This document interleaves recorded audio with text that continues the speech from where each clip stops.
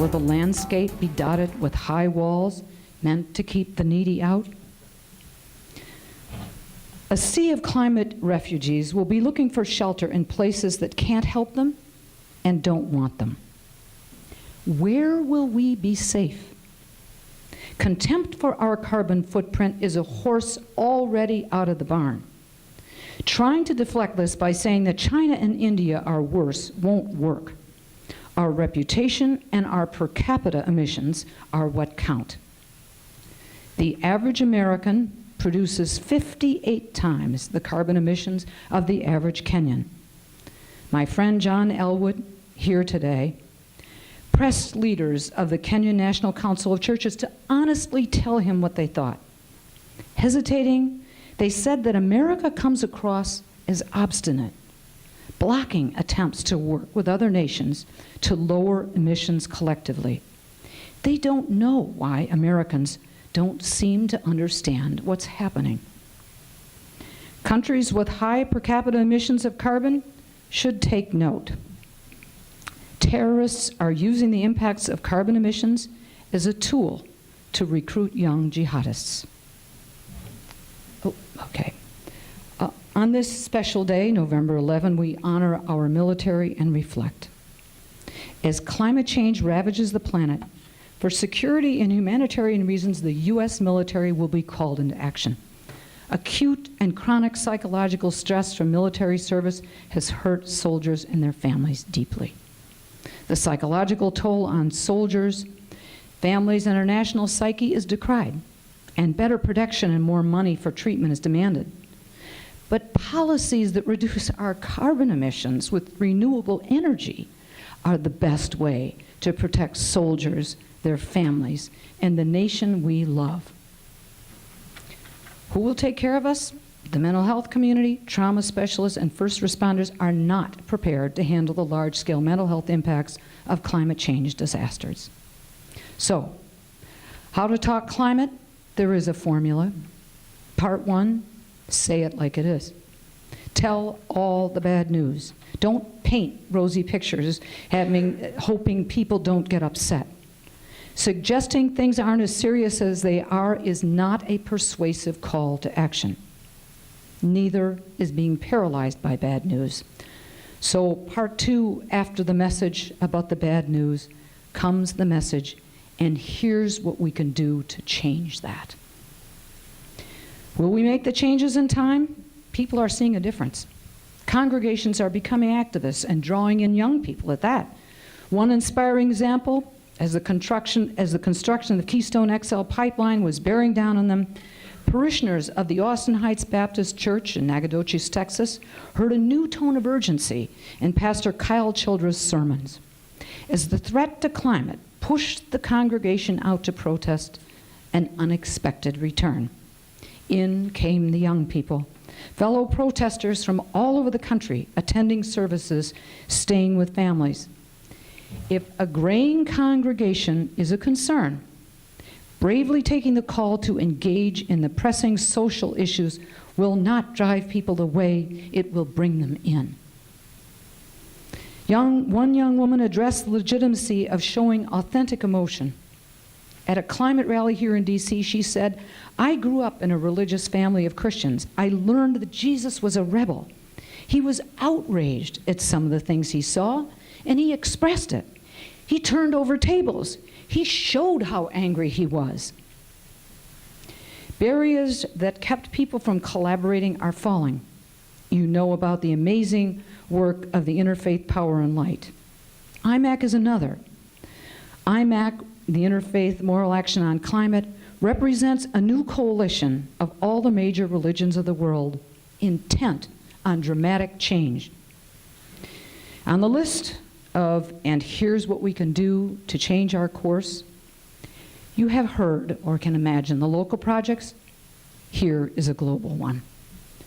Reverend Jim Antel, some of you may know him, and here's what we can do together. Divest from fossil fuels. Cut off the money. Some have already done it. The United Church of Christ National divested July 2013. Massachusetts United Church of Christ divested January 2013.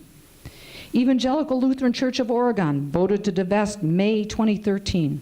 The First Unitarian Church of Salt Lake City, the First Parish Unitarian Church in Cambridge, Portsmouth, South Carolina, and on. You can be next. With full consciousness of what lies ahead, to Larry and other heroes who have lighted the path for us to a future they and we will not fully see, let us resolve here to speak, though our voices may shake, advocating unequivocally, forcefully, for what we know is right, working with courage and common purpose to preserve life in this time of urgency.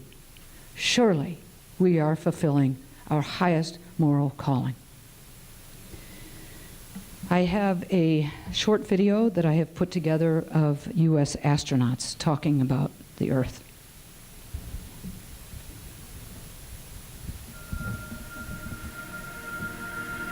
This view of the Earth from space, the whole Earth perspective, I think is the true symbol of this age.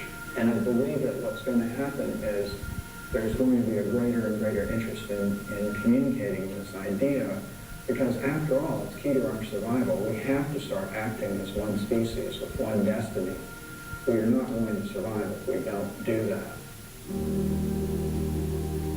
The overview of that is simply the sudden recognition that we live on a planet and all the implications that it brings to life on Earth.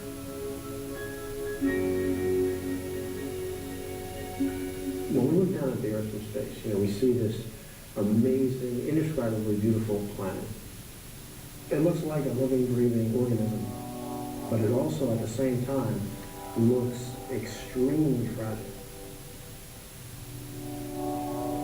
Because you go outside on a clear day and it's a deep blue sky. I mean, it's like it goes on forever, right? And how can you possibly, put enough stuff into it to fill it up with things that really change it? And yet, you see it from space, and it's this thin line which is just barely hugging the surface of the planet.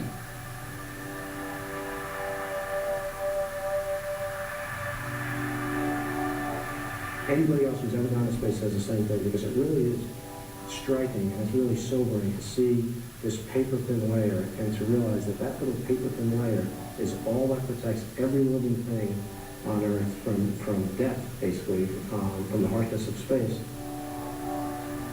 There's this very poetic concept that a lot of people express, that there are no boundaries from space. And I've heard a lot of my astronaut colleagues say that. Unfortunately, it's not true. You do see boundaries. They're mostly the result of human impact. You can see erosion, clear-cutting of forests, and it's a long litany of environmental impact that we've had on our planet, and that's something which, when you see it from a cosmic perspective, makes you really appreciate the concept of Spaceship Earth, and we're all here together.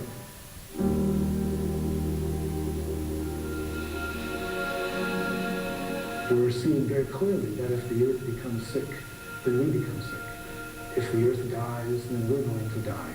People sense that something's wrong, but they're still struggling to go back and find out what the real roots of the problem are. And I think what we need to come to is a realization that it's not just fixing an economic or political system, but it's a basic worldview, a basic understanding of who we are that's at stake.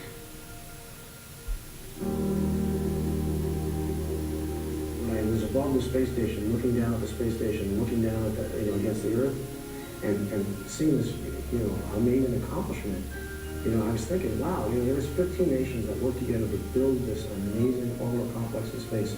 And if we can, take these 15 nations and do this amazing accomplishment, imagine what we can do by working together, by setting aside our differences for a common goal to overcome some of the challenges facing our planet.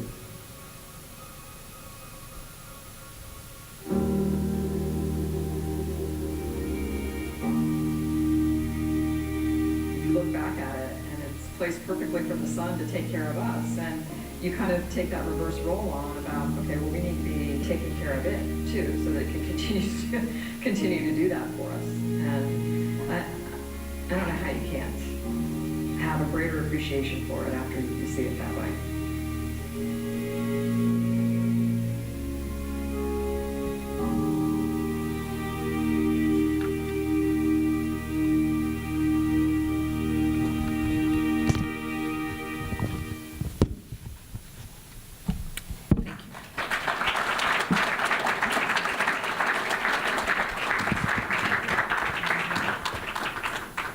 We have time for one good question. Thank you, George. Yeah, over here. Yes. The question I have would be regarding fuel cell technology as a solution. The little that I have seen on some of the prominent cable networks that dabble in science and technology issues speak about the fuel cells, and I've noticed that a lot of the proponents have been marginalized by big interests, obviously, in how this can be a very formidable and very qualitative solution. Could you address that, please? Well, I would love to be able to address that if I could intelligently address it. But I think that there are probably people like Dr. Hansen who can give you a better response than I can. I could probably tell you how people feel about it and why they feel that way with some expertise, but I think that's out of my league, frankly. I wish I could respond. Do you want to take that, Jim? Well, you see, we do need technologies. It's not, and there is a role for government in supporting technology developments, but the fundamental thing that's going to have to drive that is an honest price on fossil fuels, and then let the things compete. And that's just one of the technologies that should be competing. And unless we have, so I'm kind of saying that technology is important, but we've got to have an honest price on carbon and then let that compete with the alternatives.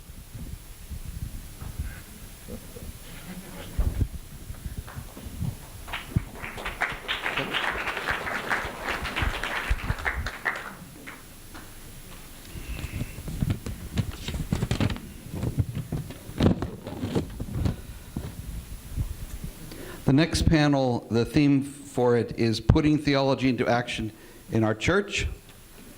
Oh my goodness. Allow me to leave and miss the rest of the meeting, but the plane is not waiting for us. Thank you so much, and continue. Thank you, Your Eminence, for being with us today. It's been a joy and an honor.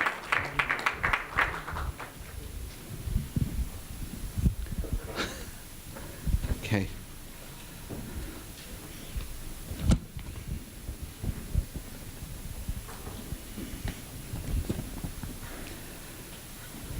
Putting theology into action in our church. The moderator of the panel is Mr. Christopher Brenna, who is a graduate student at Marquette University in Wisconsin. And if you wanted to say a little more about that, please do first before. Sure. And we'll call the members of the panel forward. Father Demetrius Andokas, Dr. Margarita Oke, and Father Athanasius Shaw. Thank you, Father Chris. Yeah, I'm a theology student and an adjunct professor at Marquette. I just want to briefly put out a call to any of you who are students or professors at Orthodox students or professors at a university. Please. I'll give my contact information to Fred, and I would love to get connected with you, especially if you have a student group or a group of that's university-wide that deals with environmental issues. Very interested in getting people connected. I teach at I teach at a Catholic university, and I'm sort of the one of the only Orthodox theology professors, which most of the time, if you're in that situation, you get treated as kind of like an exotic bird. But every once in a while, you get to influence the thought life and the theological opinions of people from heterodox faiths outside of Orthodoxy. And I can tell you that when it comes to talking about our theology as it relates to the environment, they need it. They are fascinated by it, and they recognize that we come to our environmental opinions and ethics by way of our theology and not the other way around. So that's my plug for people to get connected, academic theologians. I'm going to turn it over to our first speaker, Father Dimitrios Andokos, and he's going to talk about climate change and Orthodox theology. So.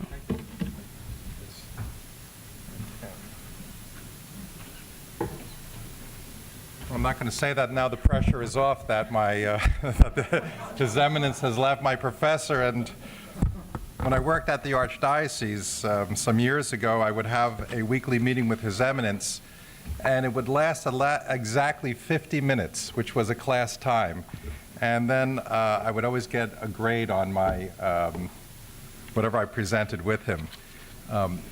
But I'd like to just say that I'm honored I'm honored to present today. I'm honored to be part of this wonderful group, and honored to follow all these wonderful speakers, and honored to be with the speakers that will follow. As our Holy Father, St. John Chrysostom, whose feast we keep this Wednesday, passed from this life to life eternal, his final words were, "Glory to God for all things." We come together today to witness, to pray for the earth's integrity, and to exhort the people in our respective communities of faith to increase their moral consciousness on the dangers to the earth, and indeed to ourselves, by contributing, by omission or commission, by personal greed or unwitting negligence, to the despoiling of nature, which is a precious gift of God, and indeed bears his sacred image. As the psalmist reminds us, the Lord's is the earth and the fullness thereof, the world and all those who dwell in it. The Eastern Orthodox Church long ago adopted the biblical concept of stewardship, a principle going back thousands of years. The fundamental principles lies in Moses' assertion that the earth is the Lord's and all in its fullness, as we hear in Exodus, and is repeated by St. Paul in 1 Corinthians 10:26. The earth with all its marvels, land, water, air, plants, and all kinds of animals, is not our possession to use and often abuse, but rather we are its custodians or stewards, charged by the Lord with its care and preservation. The Orthodox Church believes that the core of the natural destruction we witness is not simply ecological, but profoundly spiritual. It is not only an ethical issue, but the call to a total metamorphosis of the human heart. It calls for the Church to translate its theoria into praxis, its theology into decisive action. Among the most prominent voices in the effort to preserve and protect the environment, as we all know, and to stem climate change is that of His All Holiness Patriarch Bartholomew I, as we all know, who is often called the Green Patriarch. He unambiguously identifies the problem for what it is, and he writes, "To commit a crime against the natural world is a sin. For human beings to cause species to become extinct and destroy the biological diversity of God's creation, to degrade the integrity of the earth by causing climate change, to strip the earth of its natural forests or destroy its wetlands, to contaminate the earth's waters, its land, its air, and its life, all of these are sins." Following the Patriarch's lead, the Assembly of Canonical Orthodox Bishops of North and Central America, chaired by our beloved Archbishop Demetrius, in speaking of the common attitude to the environment, wrote, "In our pride, gratitude has been replaced with greed. We have forgotten God and forgotten our mandated responsibilities. We no longer strive for sufficiency and moderation in all things." The bishops further write, There is no doubt that the pollution and degradation of the world is directly related to the pollution and degradation of our hearts. As the divine symbiosis between God and the human person was shattered by the ancestral sin, so too was shattered the visceral unity between the human person and the natural world. Unity was replaced by moral chaos. The climate of peace and tranquility in paradise was replaced by the human ego's attempt to assert his will over and against the divine will. This moral fracture not only affected the human person's relationship, anthropos, as His Eminence told us, the human relationship with God, it distorted and obscured the divine image, spinned the person off center and out of moral balance, and effectively eliminated the harmony and peace that characterized a life lived from the inside rather than the outside in. To paraphrase the eminent theologian Reinhold Niebuhr, man became his own most vexing problem. For the Orthodox Church, environmental degradation then is primarily a theological matter rather than a scientific or political reality. Apart from the empirical forces that cause the environment's decline, there is a moral responsibility, a personal agency that is seated in the human heart. The ancestral sin, true to its nature, finds its way from the deliberate choices made by man to the community and natural world in which he lives. The disruption of the creation covenant violates the indwelling image of God. It changes not only what the world is, but who man is in the world. The abuse of the environment is a meta-symbol of the attempt by man to tell God that he, man, has a better idea. This state of affairs is most aptly expressed in one of the liturgical hymns of the Orthodox Church for the great feast of Theophany. I have become the defilement of the air, the land, and the water. From the Eastern Orthodox perspective, the work of environmental protection and reversal of climate change must always move from theology to ministry. Speculative notions alone are insufficient to restore the divine harmony in nature. When at the divine liturgy, the priest raises the gifts above the altar and says, "Thine own of thine own, we offer unto thee, in behalf of all and for all."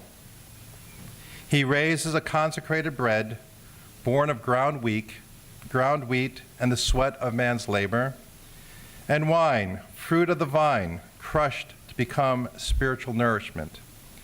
This is the same work to which all believers are summoned in the struggle to redirect the environmental decline. It is work. It is labor. It is as real and concrete as that holy bread and wine. I suggest that the transformation of theology into action is the same work done by a monk in a monastery.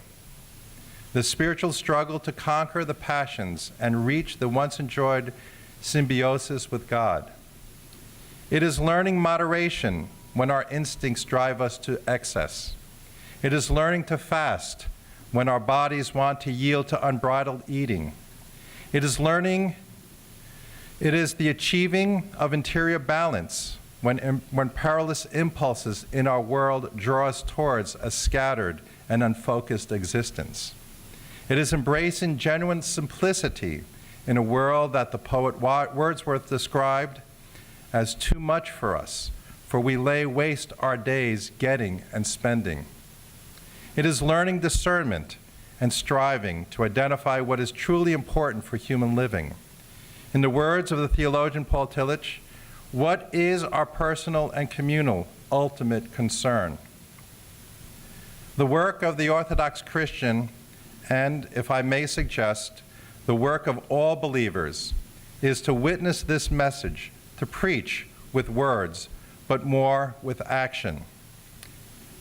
To see a sermon rather than hear a sermon. Scientists, technicians, and theories abound.